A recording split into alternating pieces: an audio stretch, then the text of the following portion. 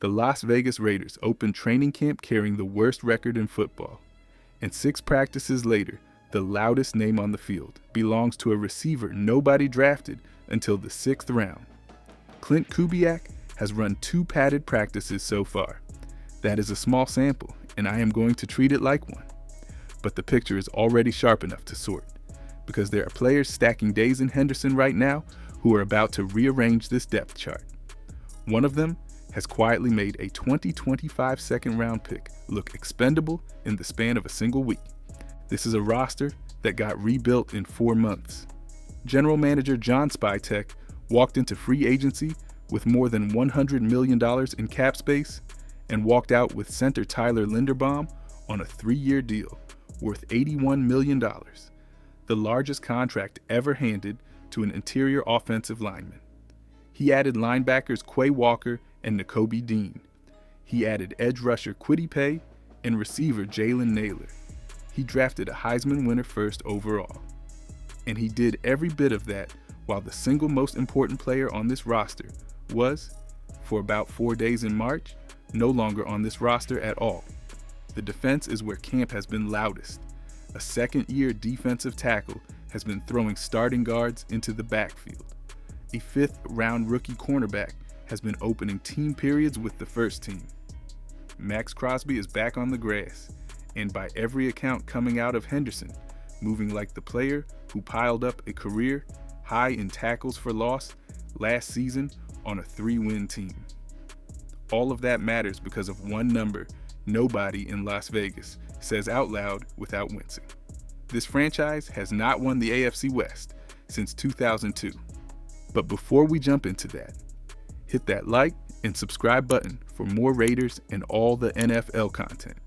Can we get 350 likes on this video? Start with the offensive line, because every other thing this offense does is downstream of it.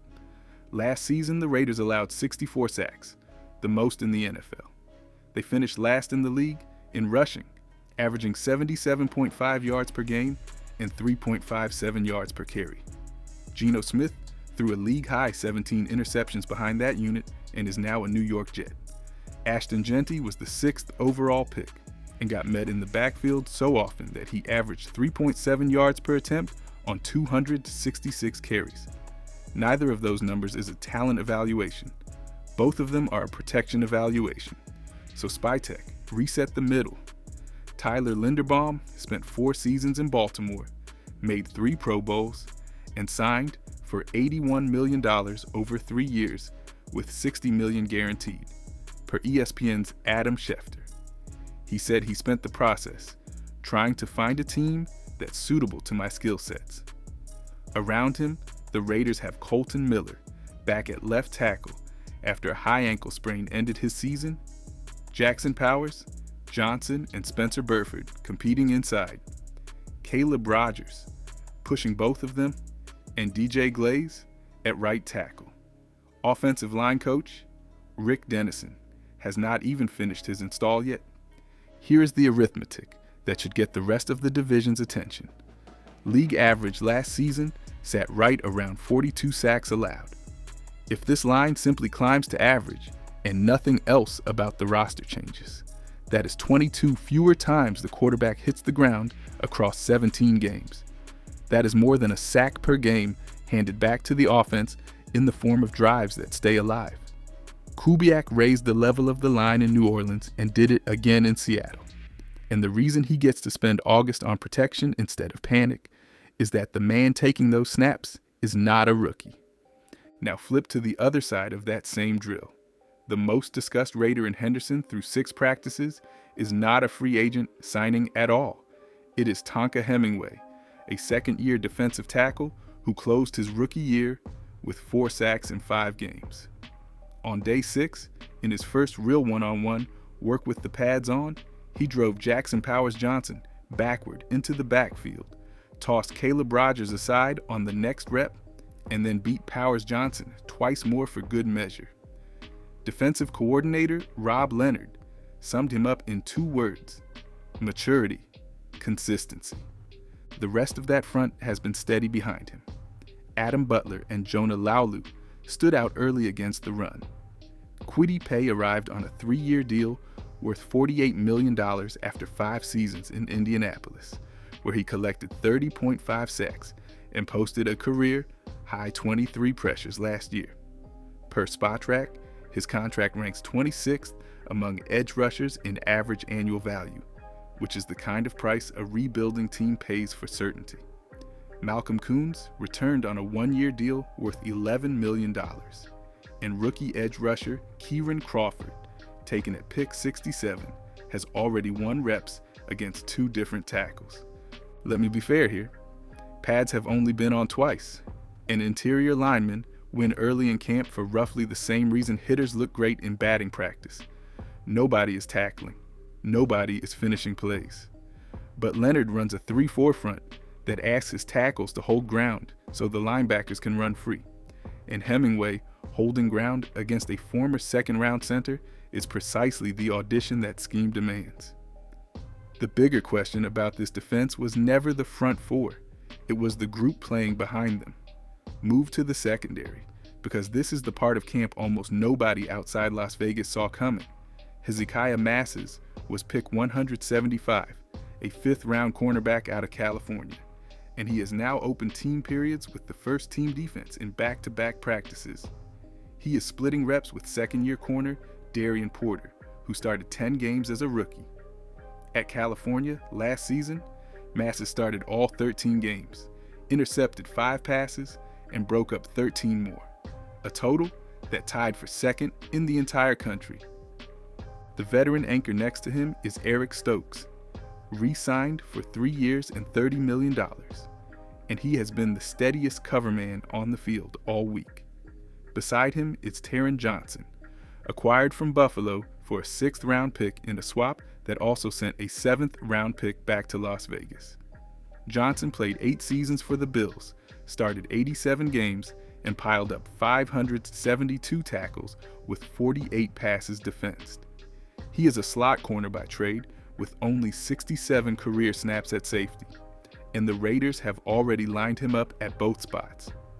Then there is Greedy Vance, an undrafted corner who took a pass to the house on Sunday for the first pick 6 of camp. That matters more than the highlight suggests.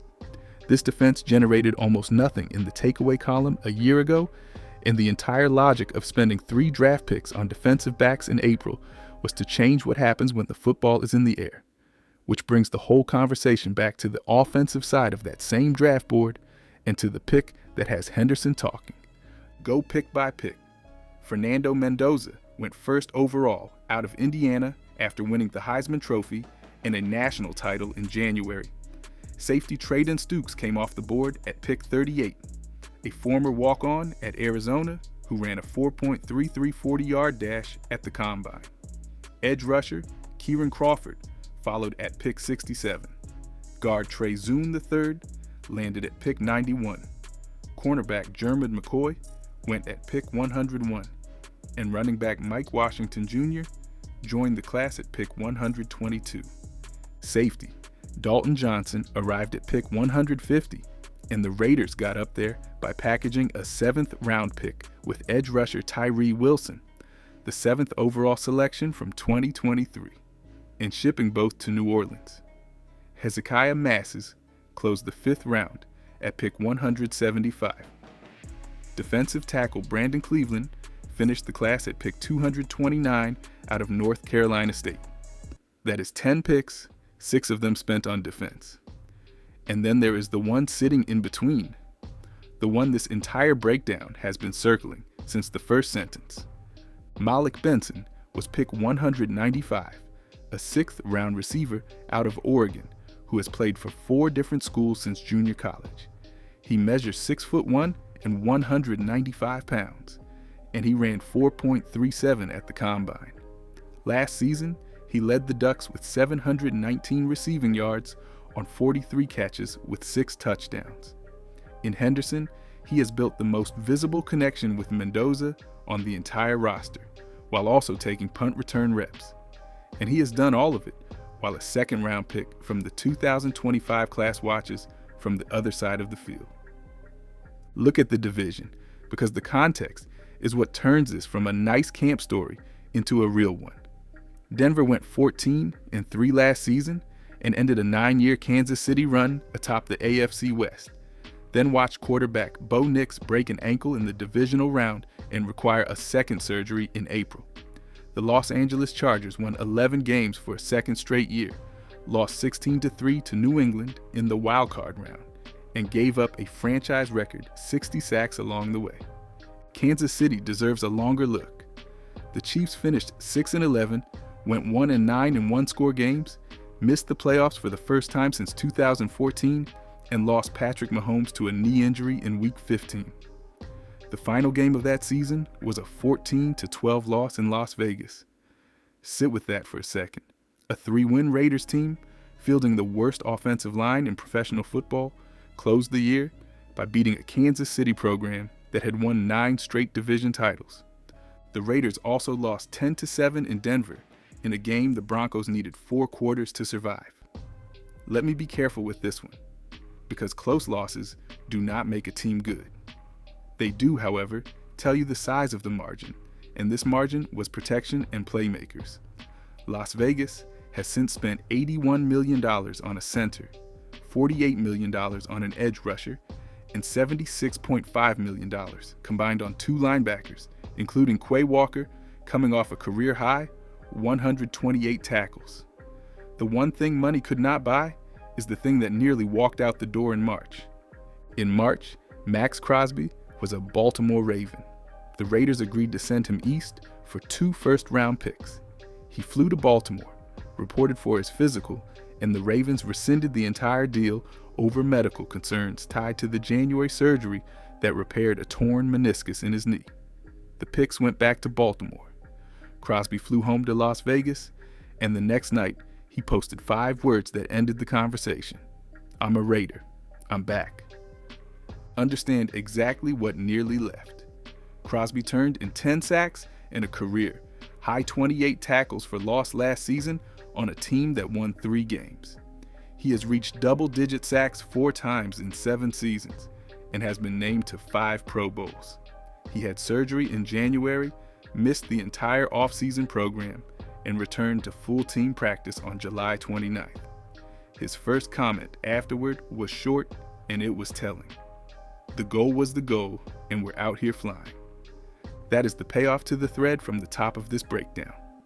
The reason camp in Henderson feels genuinely different is not only the money Spytek spent, it is that the 28-year-old who wanted out in January, who posted a goodbye video to Raider Nation in March, is now the loudest and most committed voice at practice for a staff he chose to stay and play for. Kubiak was asked this week what surprised him most through the first stretch of camp. His answer was blunt enough to become the quote of the day. "We don't have any turds." So where does this actually land? ESPN's Mike Clay projects this Raiders team to win 5.1 games against the 7th hardest schedule in the league, and the market prices them around 20-1 to win the division. I understand that math completely. This team won 3 games, replaced a head coach, replaced a quarterback, and rebuilt both lines inside a single offseason. Rosters shaped like this one are usually a full year early, but there is a version of this season that arrives faster than any projection currently allows. Here's mine. The Raiders win 8 games, and Fernando Mendoza starts more than half of them. Ashton Genty clears 1,200 rushing yards running behind Linderbaum, and Malik Benson finishes the year as the number 3 receiver, while Jack Besh, the 2025 second-round pick out of TCU, who played fewer than half the offensive snaps as a rookie, never gets the job back. That is the resolution to the very first thing I told you. A 6th-round rookie is beating a 2nd-round pick in August in front of everybody. And the last thread. 2002 was the last season this franchise won the AFC West, and this is the first year since then that the division has looked genuinely open. Denver is a regression candidate. Kansas City is waiting on a knee. Los Angeles keeps finding new ways to lose in January. Drop your Raiders win total in the comments and subscribe before the next breakdown goes up, because the preseason opener against Arizona on August 13th is going to tell us whether Mendoza is closer to the job than Kubiak wants to admit.